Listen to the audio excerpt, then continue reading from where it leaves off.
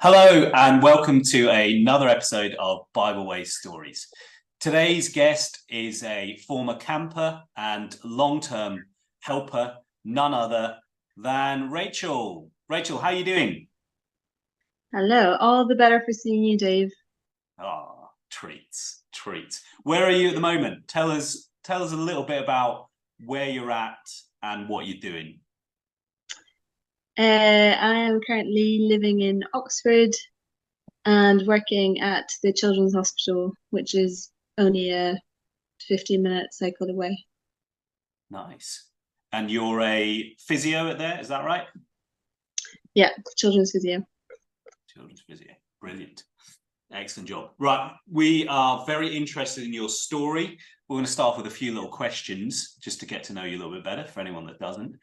When you were at school, you could two parts of this. What was your most favorite and least favorite subject to study at school? Ooh, okay. Uh, Most favorite was probably PE, actually. Uh, Yeah, I least really favorite? enjoyed PE. I guess it was just easy, just turn up, do stuff. Then up to and Um, you're still pretty sporty now, aren't you? So yeah, I still play frisbee. yeah, it's not really a sport, but anyway, we'll move on from that. Yeah. Least favorite,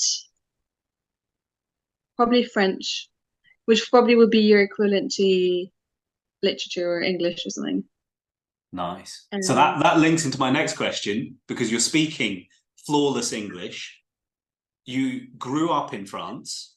My question is, what nationality are you? Do you consider yourself to be?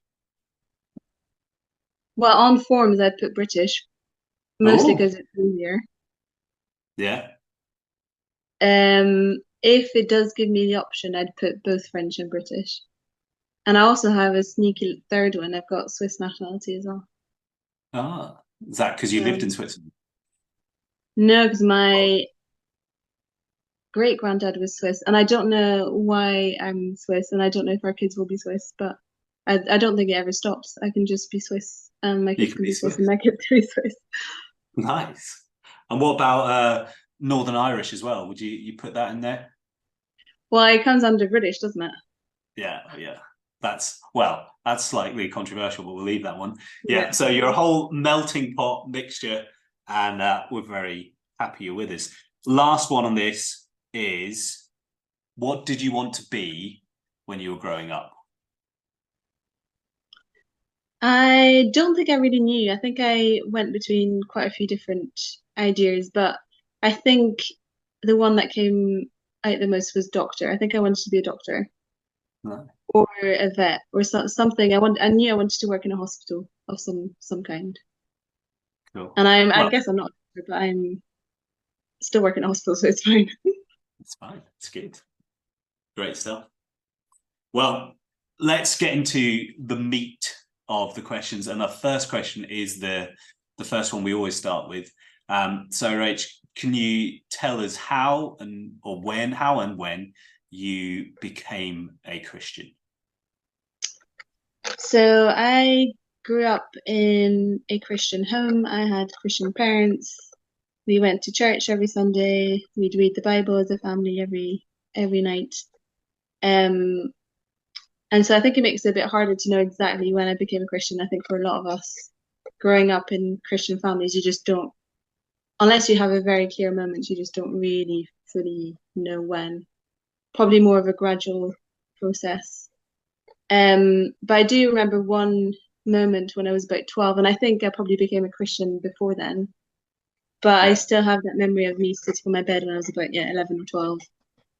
And I'd been thinking about the rapture and if I'd be left behind if it happened.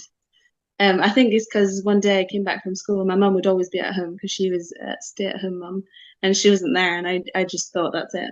They've all gone and I'm left behind. And I think that's what triggered me just thinking about it a bit more and asking myself, if it does happen, am I gonna be left behind by myself? And so yeah, I was just sitting there and praying that I would not be left behind. And I think that's the moment I remember, is having no doubt after that I was 100% um one of God's children. Yeah. Um, but yeah, but it probably happened sooner. But that was the moment for me where I was 100% sure. Yeah, I think a lot of us can empathize with that. And you had a wonderful start in life with Christian parents who loved you, who read the Bible to you, but still you had to come to a point where you had to make that decision for yourself. But as you say, for a lot of us who are blessed with that position, it's probably more of a gradual awakening than a massive Mm. change once and forever. Thanks. So the next question is really why the next question's in, is because of people like you and me who've maybe grown up in a Christian household. I think there's then a time where we go, I have grown up with this faith, but I need to take it needs to be mine and I need to take it seriously. Was there, and when was there a point where you really took your own faith seriously and said, it's not just my parents, but it's mine? Yeah, so definitely my teenage years, and probably later teenage years rather than earlier. Um, I think when I was 14 or 15, I went to a camp in the Swiss Alps, and it was quite a small camp. There was only maybe 10 or 15 young people. And it was a great camp in the mountains, and because it was quite small, I think we all got to know each other very, very well. And I think that was the moment where I decided I wanted to change the way I was living and declare my faith more than what I'd be doing to my friends. And I think it was spurred on by having made lots of lovely Christian friends and quite solid Christian friends, and having that encouragement from them as well. Um, Yeah. yeah, definitely the importance of Christian friends in teenage years for me was really, really important. And I remember going back to school in that September, and definitely making more of an effort of declaring my faith and mentioning the fact that I was a Christian or going to church. And yeah, I think that was quite a big moment for me. Yeah, massively. We can't underestimate Christian life is not to be lived on our own, is it? And having, especially as you say, especially when you're younger and you're more impressionable, but you're still finding out who you are and who you want to be. But to have people that can support you in your faith is so important. I love that. I can certainly empathize with that.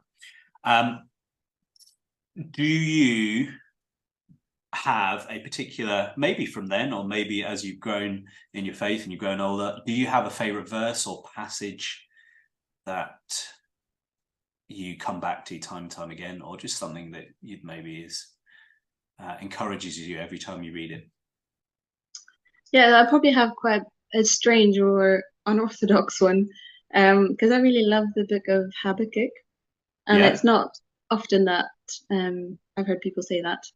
But it's a funny story actually, because I started reading it when my mum was telling me a story of how one day when she was a teenager, she was asked by someone, if you go to heaven and you meet Habakkuk, would you know who he was or what he wrote in the Bible? And I think I kind of panicked when she said that, and I was like, I would not have a clue. Yeah. So so I went away and read Habakkuk, and I think I read it quite a few times. And I think at the start I didn't really understand, but I kind of wanted to understand because I was worried about being asked in heaven. Um, and yeah, I think I just really love the fact, even though if it's quite a sad story that talks about the suffering and evil nature of the world and how it feels really unjust and feels like God's not doing anything. I really love especially the last bit where Habakkuk just hangs on to the promise of who God is and what his covenant promise is, and says that if even though the fig tree is not going to blossom, um, or there's no fruit on the vine, he will still rejoice in the Lord and remember the God of his salvation. And I come back to that passage quite a lot. And yeah, a bit strange, but I like it. Wow, it's not strange and very encouraging. Yeah, and there's a lot, as you say, these minor prophets, we often skip past them. But when we do take a bit of time in them, I've been enjoying Haggai as well as another one for me personally. But when we spend time in, there's a lot of depth and a lot to be enjoyed in it. So I like that. So it's towards the end of Habakkuk, is it that verse? Yeah, it's the last few verses, like the last few verses. 6 verses, yeah. Nice. Not that I don't like the rest of the book, but it's a bit more, it's a bit darker. Yeah, you got to wade through the darkness to get to the light sometimes. This could be linked to what you said, or it could be something different, but I think we're all, without sounding a bit new agey, we're all on a journey. Hopefully we're all maturing and growing in our Christian life. And I believe that God is constantly and always speaking to us and teaching us through different ways, through his word, through his people, through experiences. Is there anything in the last month or so, in the last year, that you feel particularly God has been speaking to you about? Was there anything like that? Yeah, so it's probably not the most recent, but more something that I've been looking back on over the last few months / years, really. Looking back through like COVID and all that time, and had quite a tough few years during COVID and working through the pandemic and being on the intensive care and seeing death pretty much every day. We had our wedding that was cancelled and a few other like hard things that happened at the same time. And I think I felt very distant from God and sometimes even quite angry at God actually for all the things that were happening, and just felt a bit numb from being surrounded by death. I guess that's what it does to you. And just at that point, I couldn't see the goodness of God, or I couldn't see why all of this was happening. But now that I'm obviously feel so much better and that's behind us, I can definitely look back and enjoy seeing God's goodness and how he just stayed exactly the same through the good, the bad, the ugly, the good times, the bad times. He just carried me through it.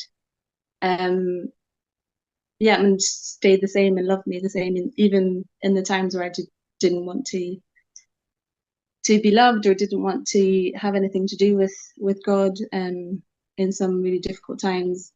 And yeah, I think being able to look back now that things are much better and being able to reflect, even though it was years and years ago, it's definitely something I've enjoyed recently, to just look at the goodness of God and how he stays the same all the time. Yeah, God is good all the time. But yeah, I know, I think, again, I'm sure I can certainly empathize with what you're saying. I'm sure other people can listening. There are times we feel numb towards God. There's times that God feels far or distant from us.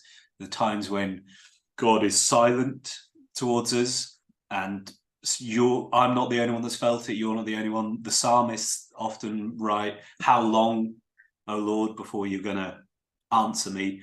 But just like Joseph, who was in the prison for I think most of his 20s and forgotten seemingly by God, there's points where we can look back and we can go, I see what you were doing there. Or I know, even if I still don't understand why I suffered fully, I know that you were good. I know you were caring, and that I shouldn't have doubted you even if I did. But yeah, I'm sure lots of us can empathize with that as well, Mace. Yeah.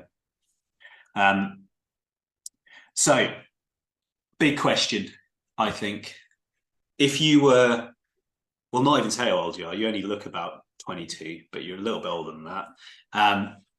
What would you, if you could go back a few years to your 16-year-old self, your teenage self, what would you tell them, either to keep going with or to change or to focus on? What would your advice be to that younger version of you?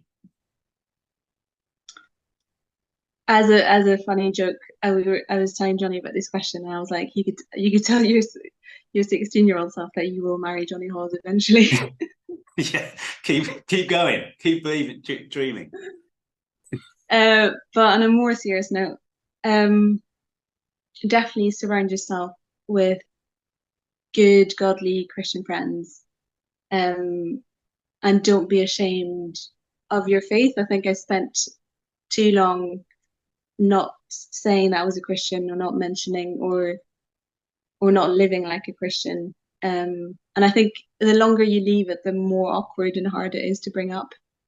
And even now in friendships where, well, like school friendships where I never mentioned it, and now obviously I'm way older, and if we're still friends, it's definitely become such a part of me that I have to mention it.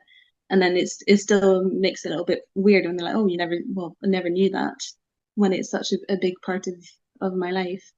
So I think definitely not being ashamed of your faith, and um yeah, having good Christian friends to encourage you and do things with, and pray with, and read with, and yeah, just do life with.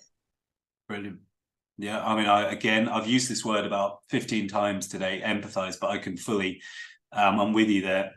As I think it's important, it's not fair on your non-Christian friends, as you're saying, if we don't tell them, not just that they won't hear the gospel, but for that friendship we have with them can never be as good as it could be if we're not open and honest about who we are. And if we are living as a Christian, then that's going to be a massive part of who we are, and therefore we should share that. But when we're younger, and I've certainly been there, we're often scared to share and scared to stand up for the Lord Jesus, and we're worried about what people will say.